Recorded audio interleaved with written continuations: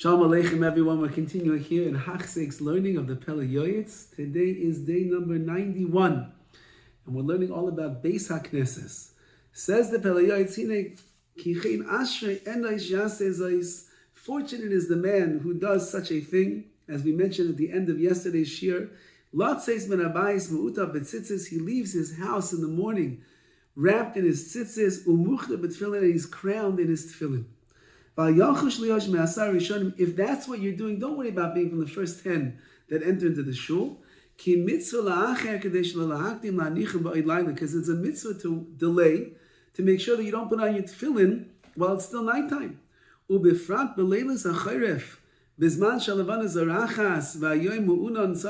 says, especially in the winter nights and months over there where the moon is still shining, and the daytime sometimes is cloudy, and you don't know, is it day, is it night? You have to be very zehirus yisir tzarchis. You need to be very careful to make sure that you don't put on your tefillin and your tzitzis too early. Nevertheless, lo ya'avar melanicha ba'azaras beis haknesses. If you're not going to put them on in the house, at least make sure you put them on in the azara, in that lounge area, in that courtyard room, before you end up coming inside the Beis HaKnesses. In Beisei Rachak Beis HaKnesses, if, for example, your house is far away from the shul, you're not going to walk a mile to shul in your talis and tzitzis, your talis and your tefillin. Maybe people think you're such a balgaiva, you're arrogant. Who do you think you are? You're walking down the streets in your talis and your tefillin, or people will laugh at you and make fun of you. But you should not enter into the Beis HaKnesses in the morning without your tefillin on. So he's a very big proponent. Machlekes is over there in the Shulchan Aruch and the Mishnah Berurah, whether or not you need to have your tefillin on when you walk in or when you don't walk in. The Pele Yoetz is a very big proponent over here of making sure that you put on your tzitzis, your talis, and your tefillin before you actually walk into the doorways of the Beis HaKnesses.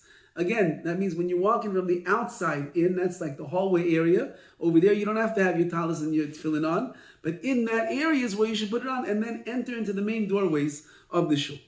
The koydem sheikanas the Beis HaKnesses, before you enter into the shul, you have to ask like for permission by saying the pasuk va'ani b'roiv chazdecha. For me, in all of your chesed HaKadosh Baruch Hu, I'm entering into this Beis HaKnesses. Not like many who come in and they say the pasuk before, after they come in. Rather, you should wait by the doorway. Like someone who's frightened, trembling to go into the house of the king, the palace. Ramanisa, the lofty king. Awesome and mighty. And you're saying, with your chesed, king, in your kindness, I'll enter in. So I'm asking permission from the Rabbi to enter in to the Beis HaKnesses. Now says the Pele Yoetz, but even to say this pasuk, you need to already have said Birchas HaShachar, which we're going to see. He's referring to the Birchas HaTorah, the blessings on the Torah. Because if you did not yet say the blessings on the Torah, there are those that say you cannot say this pasuk because you're saying a pasuk of Torah. So how can I say the pasuk of Torah if I did not say Birchas HaTorah? So in that case, you'd have to change the words a little bit and say,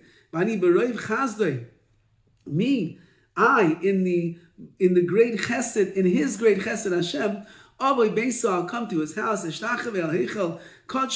I'll bow down to his sanctuary, his holy sanctuary, in his sphere. So if I change the verse a little bit, then I'm not saying a pasuk, and then even if I didn't say Birchas HaTorah, I'd be allowed to say. It would be a wonderful thing, says the Pele Yoetz, if we would fix a teva, like a box for the poor people of the city.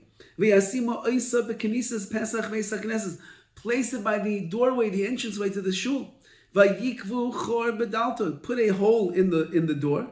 Anyone who's entering into the shul, they can give a pruta, a coin to tzedakah. A rich person can add more. And even a poor person, someone who doesn't have so much, at least one pruta, one coin he should do every time that he walks in.